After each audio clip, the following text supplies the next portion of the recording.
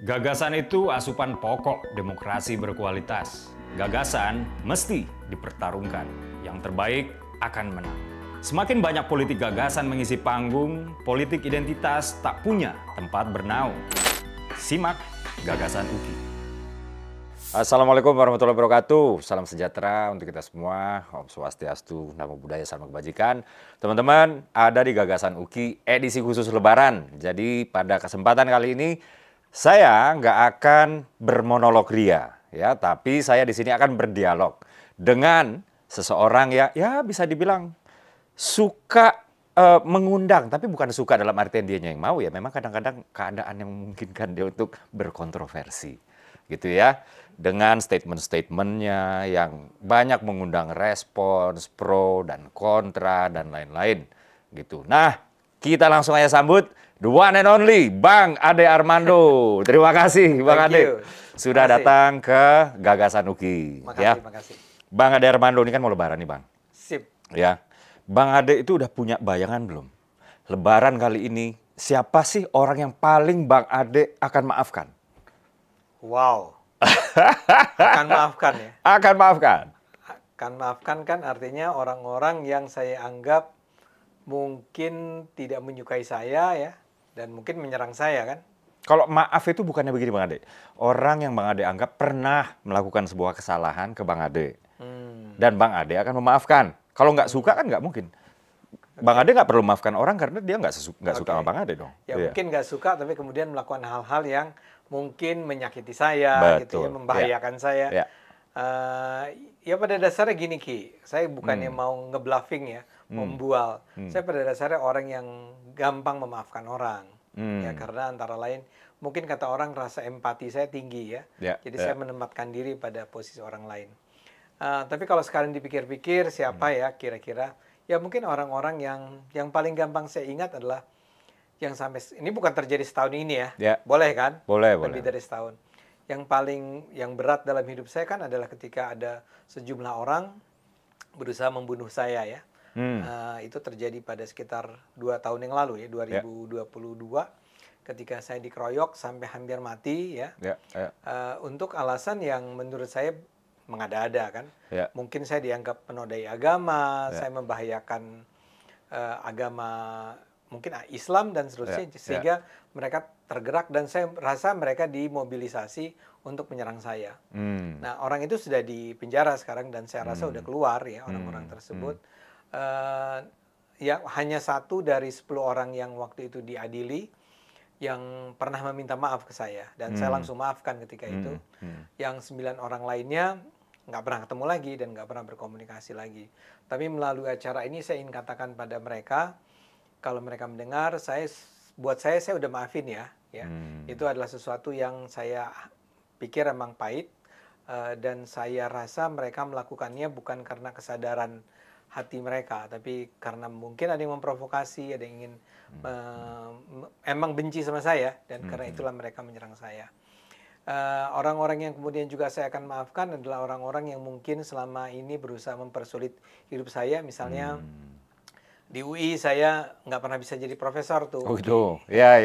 Ini jadi bukan karena jam ngajarnya kurang, bukan karena karya tulisnya kurang, bukan. Kenapa? Bukan. Semua persyaratan akademik administratifnya sudah lengkap ya, tapi kemudian ada saja orang-orang yang membenci saya, mungkin karena garis politik, mungkin karena garis agama. Kemudian mereka tidak mengizinkan saya untuk bisa jadi profesor. Jadi selalu di Dewan Guru Besar itu dihambat keprofesoran saya dan ketika akhirnya toh bisa berhasil di sana, artinya ada cukup banyak profesor yang mengakui bahwa saya layak menjadi profesor. Ketika akan diurus ke Kementerian Pendidikan Kebudayaan, dipotong lagi oleh rektor UI ya. I see. Nah, itu pun barangkali saya nggak tahu alasan tepatnya apa, tapi saya rasa adalah karena saya pernah mengkritik dia dengan keras ya. Lagi-lagi saya akan katakan saya juga memaafkan mereka lah ya. Mudah-mudahan juga Tuhan memaafkan mereka. Karena barangkali ya apa yang mereka lakukan sebetulnya karena kalau pakai istilah Kristen itu adalah mereka tidak tahu apa yang mereka lakukan sebenarnya ya. Jadi nggak apa-apa. Dan barangkali juga justru karena saya tidak pernah jadi profesor, akhirnya saya memilih masuk politik kan, dan saya menjadi kader PSI sekarang. Dan menurut saya ini ketua DPP Anda loh. Persis. Makanya kalau Anda lihat nih cara saya ngomong tuh kan sangat hormat. Oh ya, siap. Saya tidak ingin menyakiti hati Anda gitu ya. Karena Anda adalah atasan saya. Oh ya, siap. Ya. Jadi ada banyak orang-orang semacam itu. Pak Uki ya. Chief Uki atau Bro Uki lah ya. Siap. Bro Uki. Enggak lah, Bang Ade biasa manggil Ki. Ya. Oke, Bang Ade, misalnya pertanyaannya kita balik ke seseorang yang lain.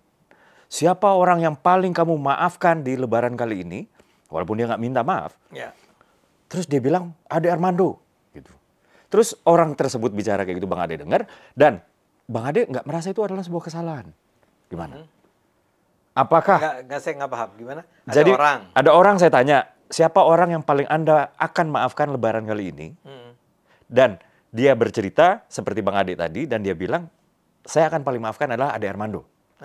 Karena begini. Nah, yang begini ini misalnya Bang Ade tidak anggap sebuah kesalahan, apakah Bang Ade akan terima untuk dimaafkan? Oh, terima. Saya tentu saja tetap terima ya. Artinya kan gini, kalau dia sampai mengatakan begitu, orang ini pasti merasa bahwa saya sebenarnya melakukan kesalahan. Saya bisa setuju, bisa nggak setuju dengan apa yang dia katakan. Tapi paling tidak dia merasa bahwa saya melakukan kesalahan. Apakah karena ucapan saya? Anda tahulah ya, kalau saya nulis di medsos, ngomong di media. Minimal merasa tersakiti. Dan kemudian dia menyatakan, tapi sudah saya maafkan. Saya berterima kasih pada orang itu. Nggak apa-apa. Jadi saya pikir itu adalah sebuah sikap yang bijaksana, makanya saya harus hormati dong. Siap. Ini adalah pesan untuk nama-nama yang tadi saya disebutkan oleh Bang Ade ya. Jadi cukup fair kok Bang Ade kok. Jadi tidak, tujuannya itu bukan untuk memojokkan orang yang dimaafkan, tapi memang benar-benar untuk dimaafkan. Kurang lebih begitu Bang Ade ya? Iya, karena saya pikir memang hidup ini perlu kedamaian ya. Saya belajar, usia saya kan jauh di atas Anda nih. Oh ya, siap. Saya kan sudah cukup tua, di atas 60 tahun kan. Saya merasa bahwa memang kalau hidup ini diisi dengan terus-menerus kemarahan, perselisihan, kebencian ya, atau rasa tidak memaafkan, tidak ada empati, kita akan selalu berada dalam suasana konflik terus-menerus yang akhirnya barangkali ketika kita meninjau ulang, mengingat ulang kenapa saya membenci Anda misalnya, atau membenci orang tertentu, saya sendiri sudah lupa apa yang menyebabkan saya akhirnya membenci dia. Tapi ada kebencian yang terus-menerus dipupuk. Itu yang harus dihilangkan menurut saya. Nah ini menurut saya sih penting buat Indonesia saat ini ya. Kita melihat bagaimana hampir setiap kali pilpres ya, itu enggak, ini contoh pilpres saja atau pileg atau apalah gitu ya, atau kompetisi apapun, itu tidak berhenti ketika keputusan akhir sudah dicapai. Misalnya dalam hal ini kemenangan sudah diperoleh oleh Prabowo misalnya. Ya harusnya menurut saya sih sebaiknya kita tidak lagi melihat ke belakang, kita looking forward, ya, melihat ke depan. Dan untuk itu kita harus saling menerima, ya. Ya udah, saya adalah pihak yang kalah, Anda adalah pihak yang menang. Saya mungkin memilih untuk bersikap menjadi oposisi, which is good, gitu ya, dalam demokrasi. Tapi itu tidak didasarkan dengan rasa kebencian untuk berselisih, bertarung dan seterusnya. Saya pikir Indonesia tuh perlu belajar bangsa ini untuk berhenti saling membenci, ya, dan lebih ke arah saling memaafkan, saling bisa menerima, saling menerima perbedaan. Yang tanpa itu saya yakin Indonesia nggak akan maju-maju. Betul Bang Ade. Kita ngobrol sedikit ya. Jadi saya tuh suka ngobrol gitu sama anak-anak muda lah, ya kan. Bang Uki, kenapa Bang Uki getol banget suara intoleransi misalnya gitu ya. Terus saya bilang, begini loh, di Indonesia ini kan ada 1.300 lebih suku bangsa, ya kan. Ada 700 lebih bahasa, ada 6 agama, itu yang diakui oleh undang-undang ya. Lalu ada 17.000 pulau dan lain-lain gitu. Kita yang adik kakak aja kadang-kadang punya watak berbeda, adik kakak kandung, ya kan. Apalagi yang perbedaannya kayak tadi itu semua ya. Jadi kalau misalnya ada seseorang atau asing atau siapapun ingin menghancurkan Indonesia, sebenarnya nggak perlu kirim pesawat tempur, persenjataan yang canggih-canggih gitu ya, yang mahal-mahal ya. Cukup aja dibuat anak-anak Indonesia ini saling nggak percaya satu sama lain, saling curiga, saling benci, saling marah. Saya 10-15 tahun kemudian Indonesia akan hancur sendiri di dalam. Dan ini kan sudah terjadi ya Ki ya. barangkali penonton nggak rasakan atau sadari, memang ada upaya terus ya, yang berusaha membuat kita itu saling curiga dengan pihak yang lain ya. Yang paling gampang adalah apa yang kita kenal dengan politik identitas itu kan, karena identitas menjadi sebuah landasan bagi sebuah keputusan politik ya, bukan hal-hal yang rasional lainnya. Nah, ketika ini terus-menerus berlangsung, ya, akhirnya saya tidak. Misalnya saya dengan Anda, kita sama-sama Muslim kan, ya. Tapi kita mungkin ketaatan beragamanya beda. Oh, ini mau nyombong nih Bang Ade. Memang. Jadi teman-teman Gagasan UKI asal tahu aja ya. Bang Ade ini misalnya tadi jam 3:30 kita lagi ngobrol nih, Ki, mohon maaf ya gue sholat dulu. Kayak begitu loh. Jadi banyak yang tidak diketahui sisi lain Ade Armando yang kerap dicap anti-Islam. Yang mana gue nggak ngerti bagaimana. Saya nggak bermaksud begitu ya. Iya. Maksud saya adalah, saya tahu ada orang-orang yang merasa bahwa if you are Muslim gitu, kalau Anda adalah Muslim ya Anda harusnya melakukan semua kewajiban yang dia percaya sebagai kewajiban itu kan, syariat dan seterusnya. Ya dalam hal ini taruhlah Anda sebut Muslim, sholat tadi kan. Ya. Saya menerima Anda sebagai teman, walaupun Anda tidak sholat, tapi sebetulnya saya punya cara pandang tertentu bahwa Uki itu Muslim apaan, dia sebetulnya dia itu cuma pura-pura Islam misalnya begitu. Itu kan sama sekali nggak sehat kalau kita melihat identitas atau melihat orang berdasarkan tadi identitasnya apa, apakah dia sholat atau tidak, cara pandangnya mengenai musik, mengenai film, mengenai segala macam. Itu akan terus-menerus membahayakan kita. Betul. Indonesia yang sangat kaya dengan yang tadi Anda sebut, etniknya, rasnya, pulaunya, bahasanya, budayanya, yang adalah seharusnya menjadi sebuah kekayaan buat kita. Jadi sumber perpecahan. Jadi sumber perpecahan. Ya. Dan saya sendiri memegang prinsip kayak begini, Bang Ade. Nilai-nilai moral, nilai yang mulia lah, etika, segala, even agama, itu adalah sesuatu untuk kita internalize ke dalam diri sendiri. Persis. Bukan sesuatu untuk kita pakai memukul orang lain. Memukul orang lain. Atau bahkan ngejudge orang lain. Ngejudge orang lain. Exactly. Kita sebagai sesama umat manusia kan, kalau ibaratnya peserta lomba lari, kita bukan juri kan? Iya. Dan kita peserta. Dan akan merasa bahwa saya emang nggak perlu ngajak Anda pas saya tadi 3:30 sholat gitu ya, atau pada saat maghrib buka puasa dan langsung sholat, saya nggak merasa perlu untuk ngomong, Ki nggak sholat nih gitu ya. Walaupun sekarang dia bilang di sini loh. Enggak. Ya gitulah. Ya udah saya terima aja. Memang Uki seorang Muslim yang baik, yang berintegritas, yang akan memperjuangkan perang lawan korupsi, memperjuangkan nilai-nilai kebaikan ya. Tapi dia tidak sholat, dia barangkali tidak puasa, which is okay gitu loh, nggak apa-apa. Seperti juga Anda menganggap saya barangkali ada kekurangan yang Anda lihat sebagai sebuah kekurangan. Walaupun saya modern, tapi saya nggak tahu saya apa yang kekurangan saya apa nih? Kekurangannya ya? Ya. Kekurangan Bang Ade nih ya? Oke. Bang Ade itu berpikir itu kerap kali hitam putih. Hitam putih. Dan menganggap apa yang Bang Ade anggap kebenaran itu harus disampaikan. Itu dalam banyak konteks bisa menjadi kelebihan. Tapi dalam konteks tertentu itu bisa jadi kekurangan, Bang Ade. Saya paham. Paham ya maksudnya ya? Gini, penonton, maksudnya Uki itu gini. Punya pendapat mana yang benar, mana yang salah tuh nggak apa-apa. Tentu aja, setiap kita punya ya. Tapi apakah setiap pendapat kita, kebenaran yang kita anggap sebagai benar atau kesalahan yang kita anggap sebagai salah itu harus diungkapkan langsung? Pertama itu harus diungkapkan. Apakah itu harus diungkapkan? Kalaupun diungkapkan, oleh siapa diungkapkan?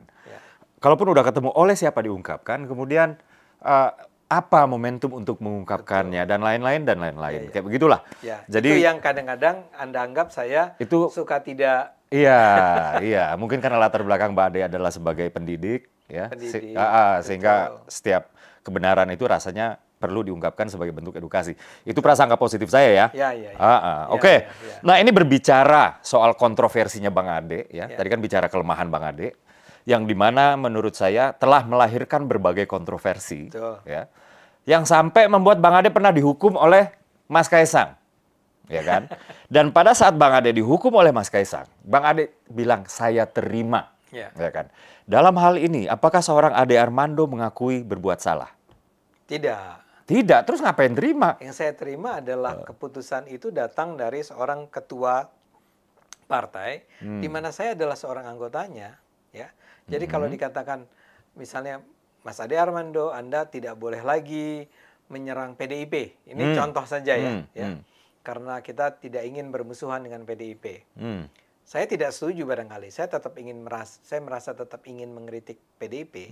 Tapi karena itu datang dari seorang ketua umum saya, paling tidak saya katakan apakah ini berlaku saat ini saja ataukah permanen dan seterusnya. Tapi saya tetap mengatakan bahwa adalah hak beliau, hak Mas Kaisang untuk memutuskan itu.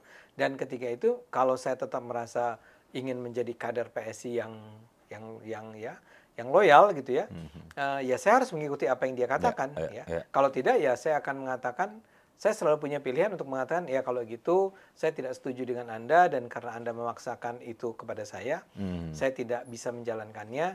Ya silahkan Anda memutuskan apakah sebaiknya saya keluar saja dari PSI atau saya nggak tahu apa pilihan lain. Tapi itu adalah konsekuensi dalam kehidupan berorganisasi. Cuman kami semua diuntungkan gara-gara Bang Ade membuat kontroversi. Karena kita ditraktir. Ya kan? Saya nggak tahu siapa yang bayarin ya, tapi kita ditraktir. Jadi kan hukumannya adalah Bang Ade traktir anak-anak kan. Nah, jadi kita diuntungkan. Walaupun di sisi lain saya bilang jangan gitu lagi Bang Ade, tapi hati saya yang jahat bilang nggak apa-apa. Lain kali bisa lebih besar ya? Iya. Karena Anda nggak dapat yang berikutnya? Enggak, saya cuma sekali. Saya dengar-dengar ada beberapa kali kan? Ada beberapa kali. Iya. Oke, Bang Ade. Itu kualitas makanannya meningkat. Meningkat ya? Oh, apakah Anda sedang mengatakan saya akan melakukan kesalahan itu lagi? Gitu? Akan mengulangi hal yang sama? Oke, Bang Ade, kita lanjut lagi ya. Bang Ade, ini pertanyaannya nyambung ya. Waktu itu, Bang Ade, kita ini kan berada di satu atap yang namanya Cokro TV, ya kan? Lalu Bang Ade keluar, ya. Lalu masuk lagi, gitu. Kenapa keluar dan kenapa masuk lagi? Iya, jadi ini konteksnya ya. Mudah-mudahan penonton juga sebagian ada yang tahu lah apa yang terjadi pada saat itu. Ini terjadi dalam kaitannya dalam hal pertarungan politik yang ketika itu memanas. Ya. Saya Cokro pada awalnya kan orang-orangnya adalah ada Mbak Nong Darul Mahmada, ada Denny Siregar, ada Eko Kuntadi, ada saya ya, ada Mas Sahal. Anda juga ada di situ walaupun Anda barangkali tidak di pengurusnya kan ya. Itu kan ketika itu pada awalnya kami semua mendukung Mas Ganjar, ya Mas Ganjar Pranowo. Nah, kemudian beberapa teman tertarik dan bergabung dalam relawannya Ganjar. Saya juga ya. Saya bahkan menjadi salah seorang anggota dewan pembinanya sebuah organisasi relawan bernama Ganjarian Spartan. Ketika itu saya sepenuhnya setuju dengan teman-teman yang lain bahwa kita harus mendukung Ganjar. Tapi ada serangkaian hal yang terjadi ketika itu, antara lain karena saya sudah menjadi anggota PSI yang menyebabkan saya harus mempertimbangkan kembali ya sikap saya terhadap Mas Ganjar dan terutama pada partainya PDIP. Saya menganggap sebetulnya masalah utama dengan dan sekarang terbukti jatuhnya suara Ganjar itu adalah karena apa yang dilakukan oleh PDIP-nya ya. Nah, ketika itu saya mengkritik PDIP ya. Beberapa video saya memang secara keras tuh mengecam, mengkritik Mas bukan Ganjar. Untuk menjatuhkan Mas Ganjarnya, persis. Tapi justru ingin mengingatkan supaya Mas Ganjar ini justru supaya menang lah kasar kayak gitu ya. Karena ketika itu suara Mas Ganjar terutama sejak terjadinya penolakan terhadap tim Israel untuk datang ke Piala Dunia yang ketika itu hendak dilakukan di Indonesia, sebenarnya saya sudah melihat suara Ganjar itu terus menurun. Dan ketika itulah saya bersuara bahwa PDIP seharusnya tidak lagi bertindak dengan cara yang merugikan Mas Ganjar, antara lain dengan bersikap arogan, bersikap dengan bahkan misalnya karena terus terang kalau ada politisi atau tokoh politik terpenting di Indonesia yang saya paling kagumi saat ini adalah Pak Jokowi ya. Dan jangan serang Pak Jokowi ketika itu saya katakan. Tapi itu kan tidak terjadi ya. PDIP-nya terus-menerus bertahan dalam sikapnya yang memang cenderung untuk bersikap kritis, keras gitu ya terhadap Pak Jokowi dan konfrontatif lah ya. Konfrontatif kata yang tepat kata yang tepat. Dan itu saya akhirnya berseberangan dengan sikap PDIP dan kemudian pelan-pelan PSI-nya sendiri menjauh dari Ganjar dan juga PDIP tentu saja.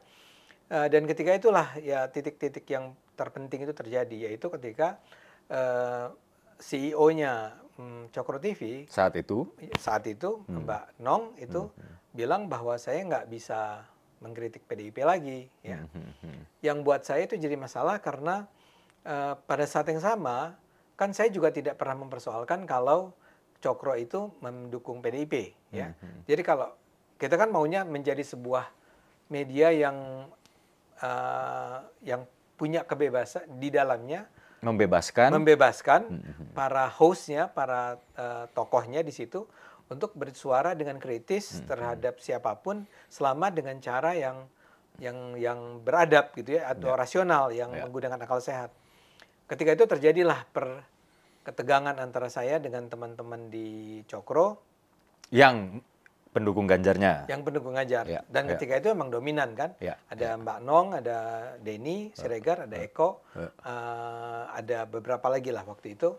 Dan kemudian saya memutuskan bahwa kalau saya memang akhirnya tidak bisa lagi menggunakan, karena saya menganggap freedom of expression itu saya selalu menganggap kebebasan berekspresi itu adalah sesuatu yang sangat penting buat demokrasi, buat bangsa, ya. Saya tidak punya masalah kalau ada orang mendukung Ganjar dan menyerang Prabowo, tapi saya juga menganggap bahwa, atau menyerang Jokowi, tapi saya juga ingin agar orang menghormati kalau ada orang yang tidak mendukung Ganjar dan mendukung Jokowi. Ya. Saya akhirnya keluar ketika itu karena saya merasa saya sudah tidak sejalan dengan sikap yang diambil oleh Cokro TV. Manajemen Cokro TV. Manajemen Cokro TV ketika itu. Lalu kenapa balik lagi, Bang Ade? Nah, itu sambil berjalannya waktu, kemudian kan terjadi ketegangan yang terus-menerus, yang justru saya katakan bahwa ini seperti membuktikan bahwa memang manajemen Cokro ketika itu mengambil jalan yang salah, ya, mendukung justru Mas Ganjar dan PDIP-nya, ya, sehingga pelan-pelan ketika akhirnya turun terus, ya, manajemen ini mengalami keguncangan juga kan, akhirnya karena satu dan lain hal, akhirnya terjadi pergantian manajemen.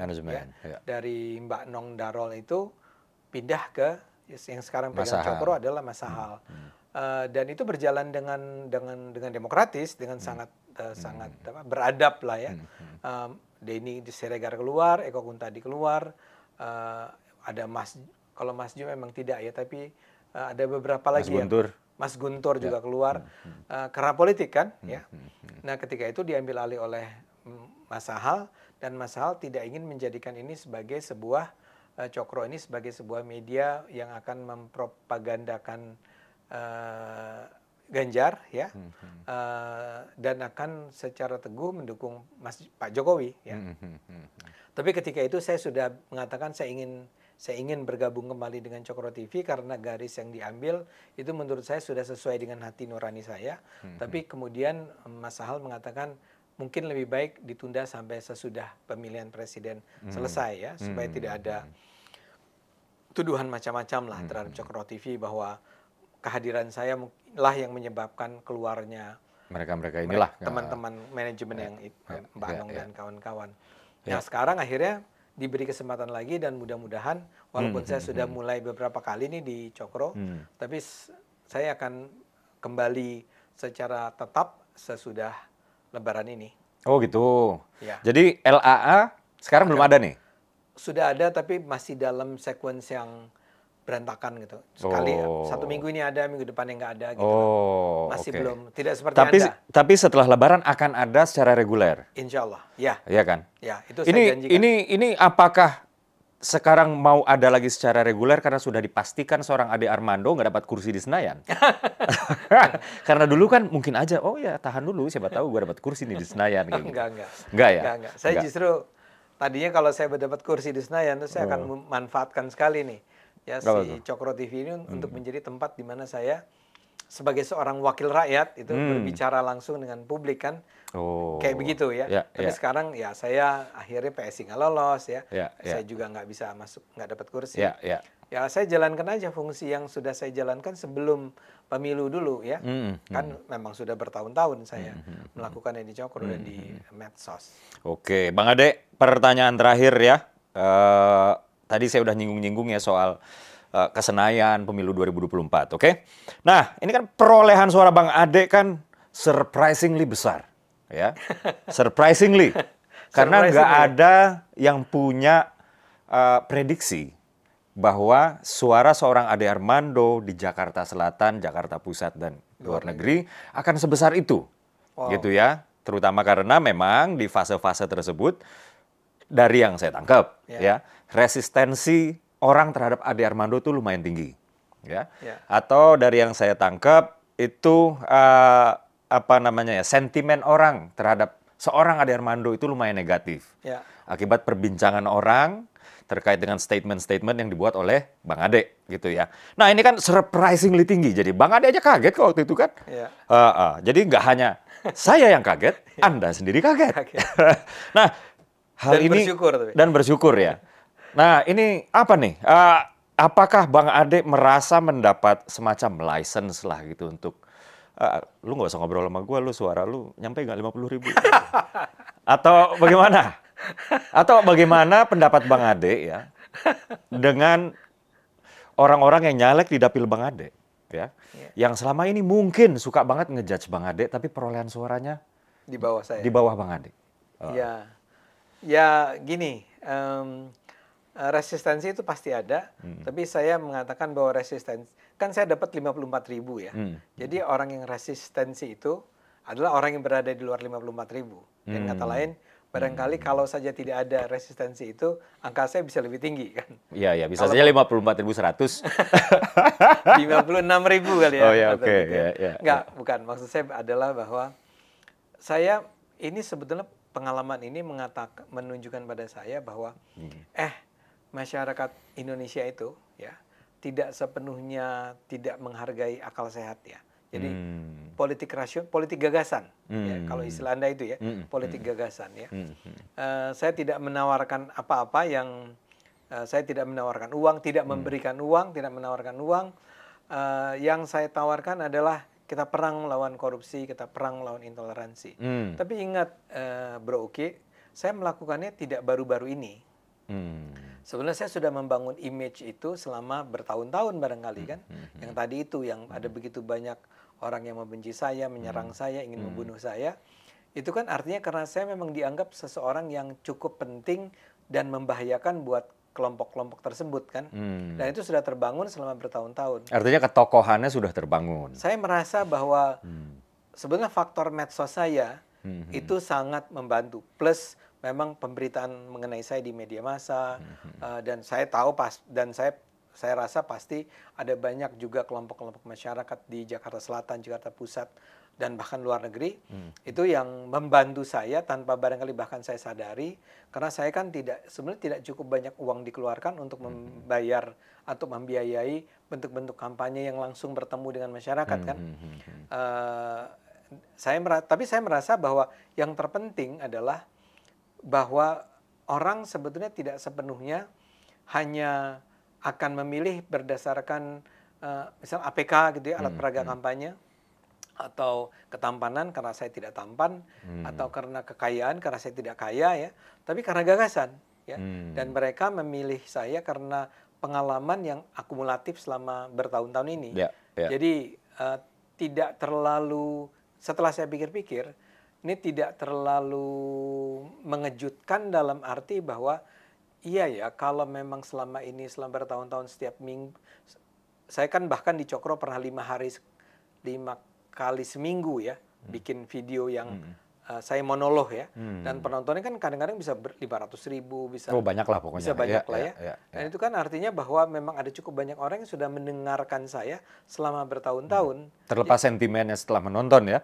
Terlepas sentimen, tapi saya itu melihat bahwa dalam beberapa waktu terakhir jumlah mereka yang bersimpati, yang mendukung, yang mensupport saya sudah semakin membaik. Kalau dulu tuh kayak saya bikin konten apapun di Facebook gitu ya, hanya dalam waktu beberapa menit langsung sudah keluar tuh komentar-komentar, maki-makian dan hujatan-hujatan lah ya. Hujatan-hujatan. Sekarang udah enggak. Artinya sudah semakin banyak orang yang menyatakan bahwa mereka sependapat dengan saya. Dan saya rasa itulah yang membuahkan akhirnya hasil yang betul itu, dalam artian saya tidak prediksi, karena saya kan ngikutin terus tuh perkembangan suara, kemudian stuck kan, si Sirekap itu, dan Sirekapnya memang ngaco kan. Tapi sehingga saya sebenarnya nggak pernah mendengar apa yang kemudian terjadi kan.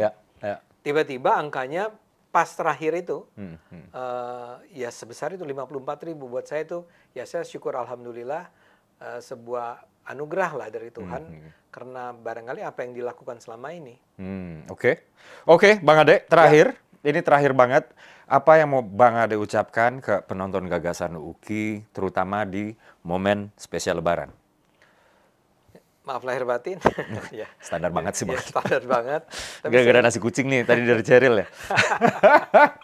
Jadi saya mau bilang bahwa, ya tentu saya selamat Idul Fitri, dan saya merasa bahwa apa yang terjadi selama ini harusnya memberi pelajaran buat kita semua. Bahwa ke depan tuh, Indonesia akan bisa jauh lebih baik kalau kita sama-sama berusaha menata Indonesia bersama-sama, betul-betul bersama-sama, artinya melibatkan juga setiap warga negara, setiap warga sipil untuk punya sumbangan buat bangsa ini.